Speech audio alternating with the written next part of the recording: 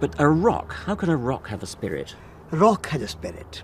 There was matter, but there was no spirit. No, but spirit is not necessarily just human spirit. No, but before But there there were is, any there is a animals... spirit in the room. When you go in a room, you say there is a good feeling here. There is a spirit of the room. Well, now you've changed to something rather different. The spirit is a very big and very holistic and very inclusive word.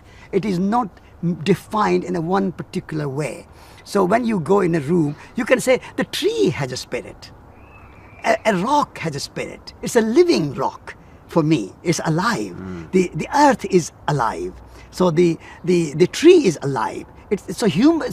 The spirituality is not a monopoly of the human beings. Spirit is a very universal concept.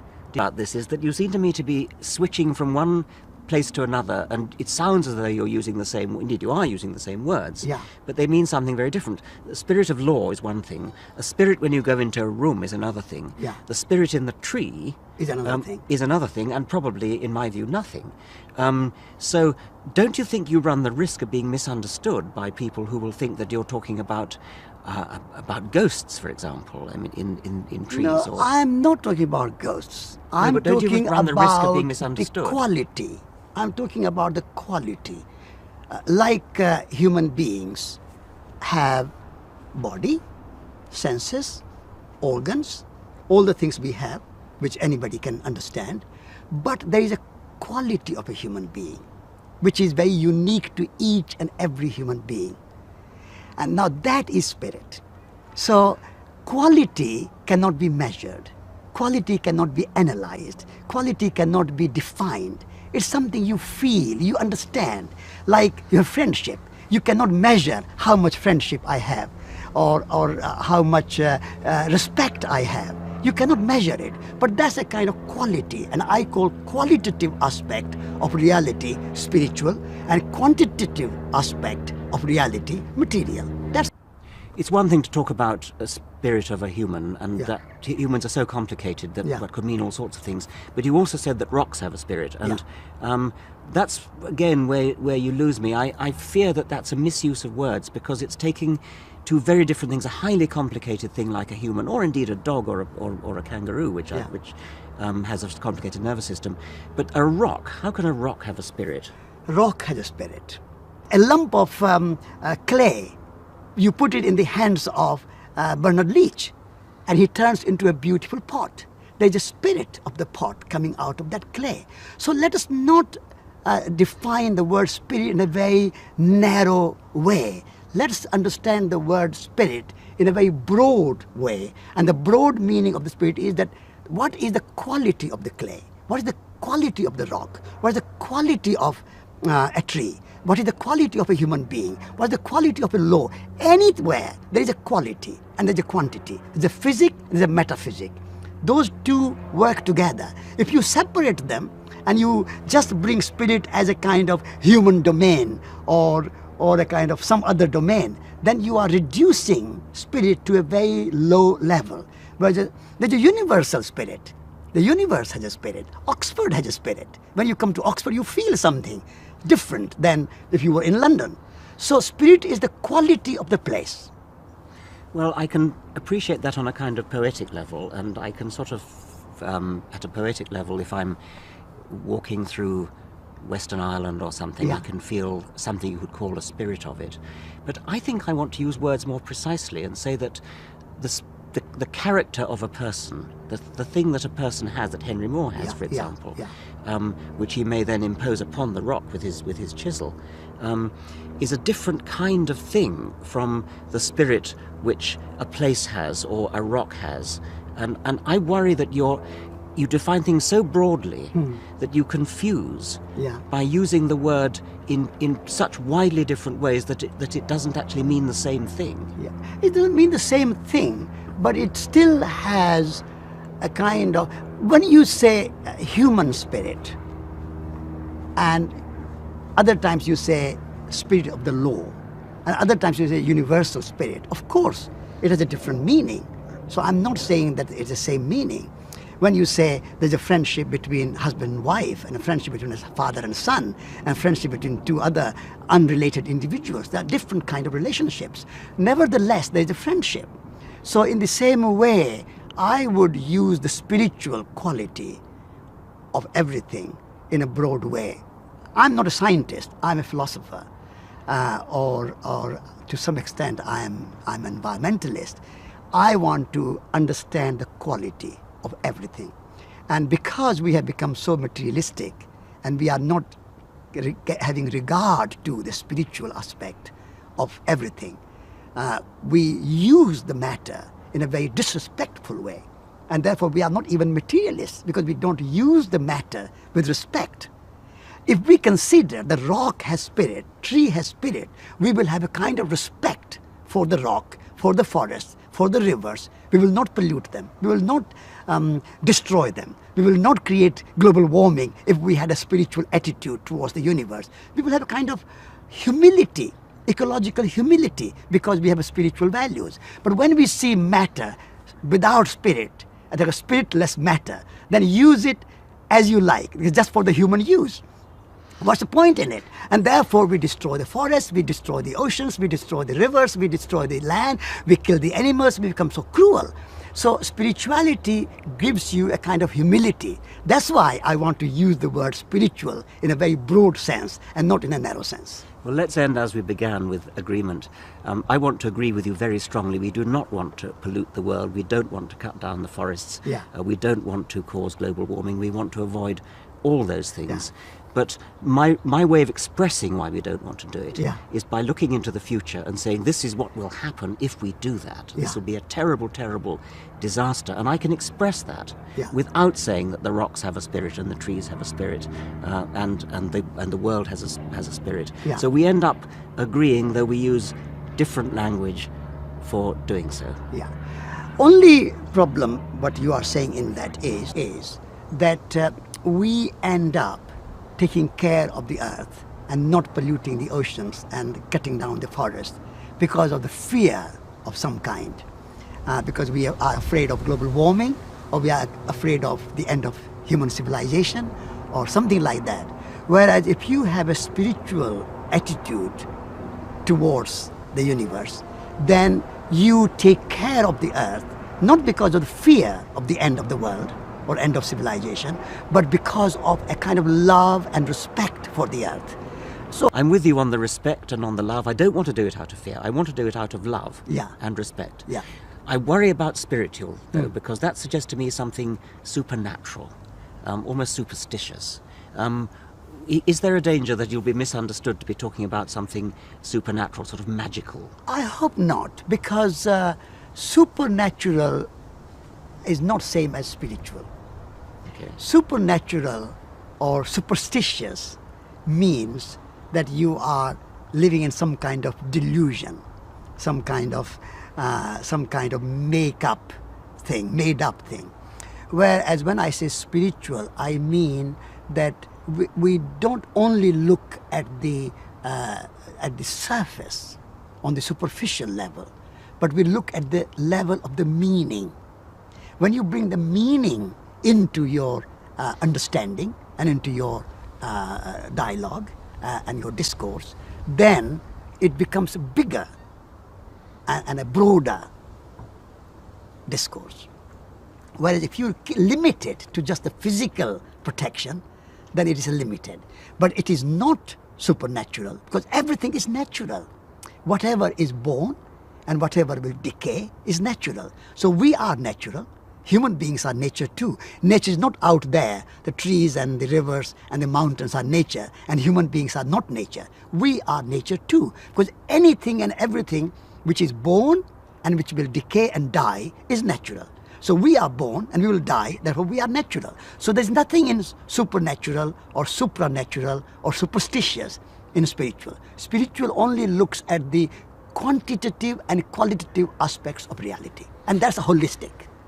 But there are lots of people who would use the word spiritual to imply something non-physical, and so they would say that there's something in humans and perhaps in other animals which, say, survives their death. whereas a rock doesn't have that. And you seem to be, by uniting rocks with humans and other animals. Well, I mean, I would agree with you about insofar as both of them are natural and not supernatural. Yeah, yeah. But you seem to be using a word that almost everybody, I think, would take to be a supernatural word, a word like spiritual. Yeah, I hope not, because I don't subscribe to something superstitious and supernatural. I subscribe to something because human beings have a kind of relationship between each other. In the same way, we need to have a relationship with the natural world. And what is that relationship? Relationship is based in some values. Relationship in itself is a value. Now, that relationship cannot be reduced to a material idea. So my emphasis is on the relationship and the quantity and quality aspect rather than just the material aspect. But if it's not material, then what is it? I thought you just said that you only believe in the natural and not the supernatural. Yeah. If there's something which is not material, what is it? The quality of material is spiritual. Right. Quality. Yes. Quality is not material. So supernatural does not mean that spiritual is not natural. Because nature has spirit. This is what I said. The trees have spirit, rocks have spirit. So it's not supernatural. Nature without spirit cannot exist. Like a tree cannot exist without the sunlight. It cannot exist without rain. It cannot exist without soil. Also, it cannot exist without the tree-ness. The tree-ness is the spiritual quality. Or the rockness. Or the rockness. Yes. Or the humanness. Yes. So that isness. The what is it? What is it? What it makes, what it is. The whole, that isness is not supernatural. It is part of natural. It is, without spirit there can be no nature. Yes. Natural spirit, nature spirit, you can call it. I've always had a lot of trouble understanding that isness business. Yeah. Okay, thank you. When you talk about the rockness or the quality of a rock, I can see as a scientist a rock has hardness and things like that, but I think that's not quite what you mean. It sounds as though what you do mean is something imposed by the human observer who somehow perceives or imposes this quality of rockness. It's not inherent in the rock. No, it is inherent. There is an intrinsic quality in the rock. There is an intrinsic quality in the rock, and that intrinsic quality we can understand. Some may understand more fully than others, but it is not imposed. It is there. And only thing we can do is observe, and through our observation, understand. So understanding quality of a rock is not imposition of the quality on the rock. It is just understanding. Like you want to know a person before you become a friend. You are not imposing your idea of quality on your friend. You know that person, you understand that person, and you appreciate that person. So in the same way, that intrinsic quality, the intrinsic spirit of rock has to be understood by us.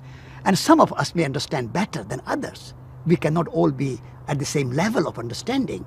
In the same way as not all scientists are at the same level of understanding science. In the same way, not all religious people are at the same level of understanding religious principles.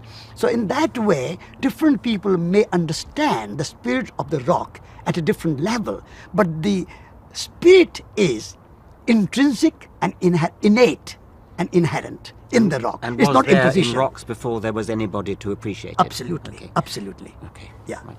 Absolutely. That means that there is something supernatural because a rock has no spirit. We're not going to There get is anywhere. No, But- I say to you that spirit is Different from human natural. beings. Spirit I is inherent and natural.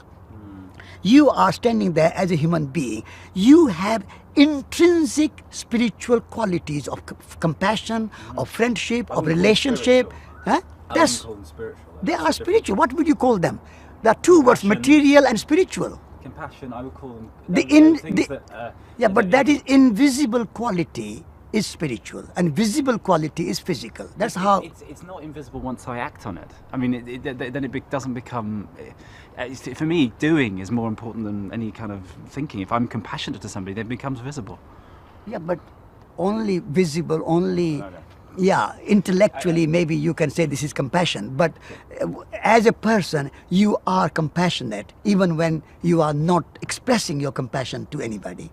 Still that intrinsic quality is there. It's not imposed by me on you. It's there, you have it.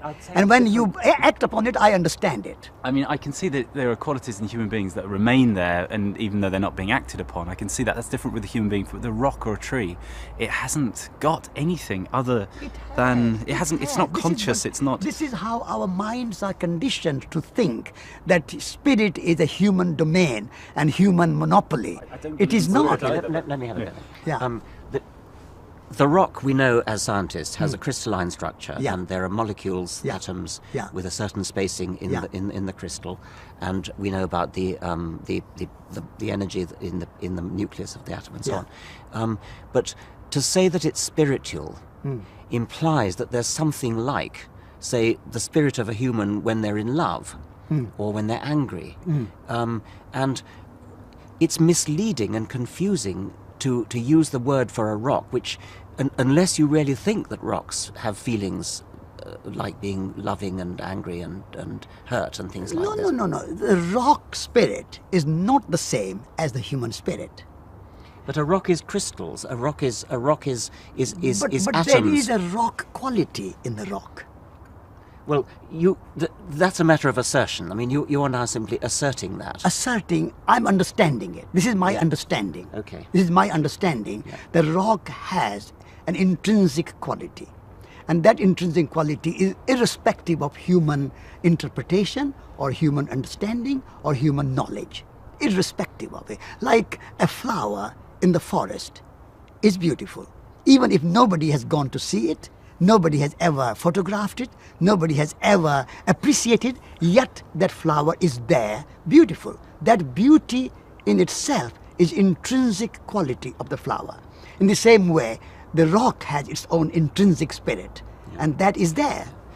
Well, I think we better just leave it at that. Yeah, and yeah. you had another. I mean, to me, that it gives it away because that beauty is always in the eye of the beholder. No, it is not. It is not. It is not. Okay. Beauty is intrinsic.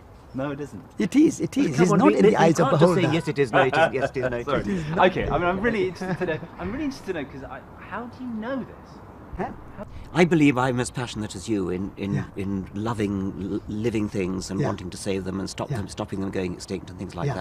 that. It's not. I don't think they're dead. I mean, you said they were dead because they have no spirit. They're not dead. They're alive. They're alive in the sense that science understands them alive. I want to keep them alive, and if I want to save rocks, I mean, I want to save the Grand Canyon. I want to save mountains. I want to save rocks in that sense. Yeah. But I don't think that the reason I want to save them is because they have a spirit. But I think we can march together, we can walk together to save the world, Yeah. Although with perhaps different philosophies for the reason why. Yeah. Now, can I just raise one final question, Yeah. which is the problem of humility and science. And I think you've written somewhere or said somewhere that science is insufficiently humble. Would you like to develop that? Because science has seen the earth as a kind of separate object. And the moment you see a separate object, you manipulate the object to suit your purpose. So the history of science in last 100 to 200 years has been mostly manipulating the objects of natural world to suit the human needs. That I would consider as an arrogant view, an arrogant science. So I would like to see an ecological humility in which science says, my mind is always open, I've never closed my mind, I'm humble and I appreciate and respect the natural world, and I'm searching, my mind is not closed. Quite often scientists say, this is it, this is the latest theory, until we don't know any theory, this is the final theory. This is where we have reached. The moment you close your mind, that's arrogance. The moment you keep your mind open and say, even there may be spirit I'm searching for it, I'm looking for it, I'm trying to understand it. If I find a theory which proves that rock has spirit and trees have spirit, I will accept it. That will be a humility. That will be an openness of the mind. The moment a scientist says, no, spirit does not exist, how do you know? We don't know. You have not yet found, you have not yet maybe understood, you have not yet maybe found a theory of the spirit. So until you find it, you believe what you are believing, but one day there may be a different theory. Before the theory of evolution, people did not know that there was evolution. That did not mean that evolution did not exist. Before the theory of gravity, people did not know that there was gravity. But that did not mean that gravity does not exist. In the same way, today, scientists don't know that there's a spirit in the rock, but that does not mean that in 10 or 20 or 50 or 200 years, there will be no new theory where scientists will come up with the idea that rocks are alive and have a spirit and have beauty and have intrinsic value. I want to be open-minded, exactly. But I suspect that, and you're absolutely right, that there are going to be things that we will discover in the future that we couldn't possibly dream of today. Exactly. But I'm willing to bet you that the idea that rocks have a spirit is not going to be one of them. It'll be something much grander and bigger than that. How can you bet that? Well, I can bet it because I don't think we're using the word in a precise way. I think that it doesn't even mean anything to say a rock has a spirit, I suspect. And therefore, I'm not that interested in that. I am interested in agreeing with you that we have to be humble and open-minded to all the things that are going to come in the future that we don't yet understand. But you are contradicting yourself. On the one hand, you say you want to be open, humble, but before that you said, but you expect it is not going to be ever spiritual. You have closed your mind. Well, I meant... You are contradicting yourself. What I meant to say is that I don't think the word spirit is being used in a sufficiently precise way that we could ever know whether the proposition was true or not. But I do want to agree with you that we must be open-minded and humble and be aware that there's an enormous amount that we don't yet understand. Fine. And it will be grander and bigger than anything that we can yet imagine. I'm delighted. I'm delighted to Thank hear you very that. much Thank indeed. you. Thank you. Okay. Thank you. I think spiritual is a word that you use a lot. What does that mean to you? What I mean by it is that world is made of two elements. One element is visible element, what we can sense, we can touch, we can taste, we can look, we can smell, we can feel. That's one. The other aspect of creation or existence or universe is invisible dimension, things we cannot see. So what is that element which is invisible? I call it spiritual. So like you say, there is a law. There is a law in letter and spirit. So letter you can see, you can read it, what is it? But interpretation, the spirit of the law, the meaning of the law differs according to the view of the reader or the lawyer or the solicitor. So world, in everything in the world, the whole entire universe has these two layers, the material layer, the spiritual layer. And they are not separate. They are absolutely integrated with each other. So matter cannot exist without the spirit. Spirit cannot exist without the matter. Without matter, spirit is useless. What is point of spirit? And without spirit, matter is dead. There is no life to it. So that living force, that quality is what I call spiritual. So world is made of quantity and quality. Quality is spiritual, quantity is physical. Physical and metaphysical. These are the two elements which are married together. The moment we separate them, then some people become spiritualists in a little ghetto, other people become materialists in a ghetto, and they quarrel with each other. I say matter and spirit are two aspects of the same reality, two sides of the same coin. But what does holism mean to you? Holism means to me is that things are connected. Nothing stands in isolation. So when you look at a tree, you don't just look at a tree. You know the tree exists only because there is a soil. Tree exists only because there is a sunshine. Tree exists only because there is air. So many things make the tree. So just looking at the tree in isolation without the context, without the holistic view of the surrounding, will be wrong, in my view. So holistic to me means seeing everything in their context, in their whole perspective, rather than in isolation. That makes a lot of sense to me, but as a scientist who wants to actually understand how the tree works, Yeah. I would be more inclined to dissect the tree, to think about the molecules of water going up the transpiration stream inside the tree. Yeah. Think about the sun bearing down upon the leaves, which are kind of solar panels and are being used to catch carbon dioxide out of the air and so on. How do you reconcile those two views of the There tree? is no contradiction. Right. As long as you have in the back of your mind the context of the whole, and within that whole you look at the parts, the detail. So, I mean, for example, you're writing a book. Book is made of every sentence, every word, every syllable, every line, every page. But page is not the book.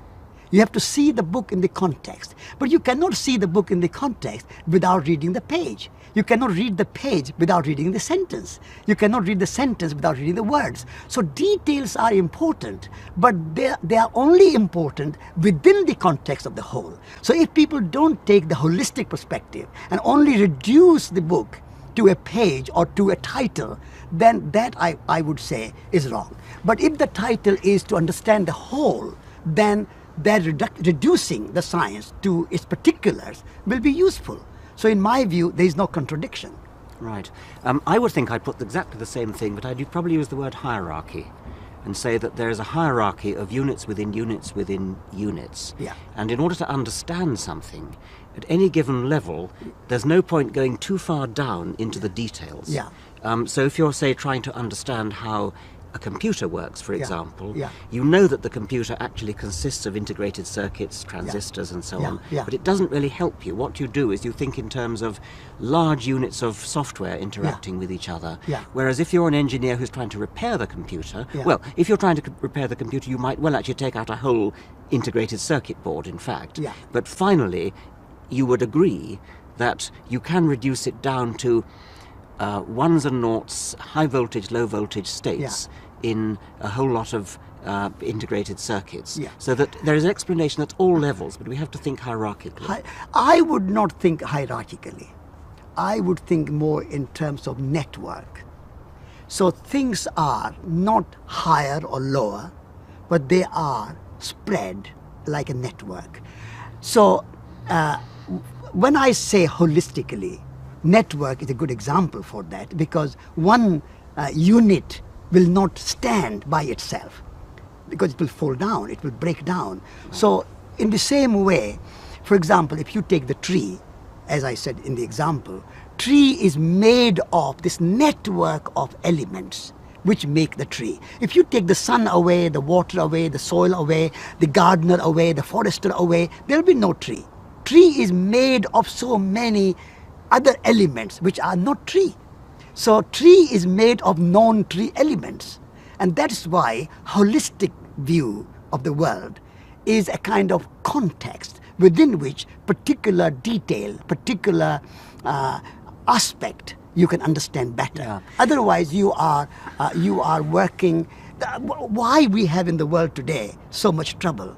Because we forget the context, and we just take one issue and just tackle that single issue as if everything else is irrelevant. And this is why I think we have many more social crises, political crises. For example, in politics, we take just the terrorism as a separate element without seeing the context, or we see poverty as a separate element without seeing the context. So without the context, text does not mean anything. Text needs context. Okay. Yeah. Yeah. I can see why one wants to say that the tree is an important part of the context of the tree. It's in the soil, it's in the air, there's in the sun, in a whole ecosystem, and very complicated that ecosystem is.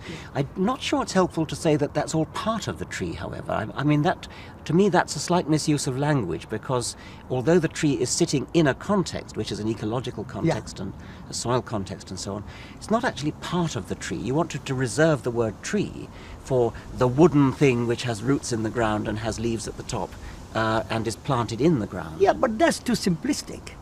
Just to reduce the tree to something what is roots in the ground and standing as a trunk and branches. Because we are, as you scientist, and I as a philosopher, we want to go a bit deeper and a broader. We don't want to just be simplistic. We want to say, there is no such thing as tree if you take all those elements away. Because the roots and the branches and the trunk are made of other elements. I think we're agreeing about everything that matters. I think that our disagreement is only semantic. I think that words need to be used in precise ways, and I fear that that's not such a precise... I think our difference is more than semantic. Okay. Our difference is quite basic, because what I'm saying is there is no such thing as tree in itself. Tree is only tree when we see the whole context in it. And the moment you take the context away, there is no such thing as tree. Because we are stuck with tree, we lose the context, and therefore we can cut a tree thinking there's no problem. But when we are cutting the tree, if we remember the context, we will be very careful when to cut, when not to cut, how to deal with the tree. So the context, the holistic perspective is very fundamental. Whereas quite a lot of scientists, and I'm not saying yourself, but quite a lot of scientists go to a very particular reduced element, and they work only on their specialist aspect. And I think there science goes wrong. Well, I think as a philosopher, yes, I think we probably agree about that. And I mean, one was tempted to quote the sort of cliche about seeing the wood for the trees. Exactly. Moving on to something else, do want to agree with you that we must be open-minded and humble and be aware that there's an enormous amount that we don't yet understand. Fine. And it will be grander and bigger than anything that we can yet imagine. I'm delighted. I'm delighted to Thank hear you very that. much Thank indeed. you. Thank you. Okay. Thank you.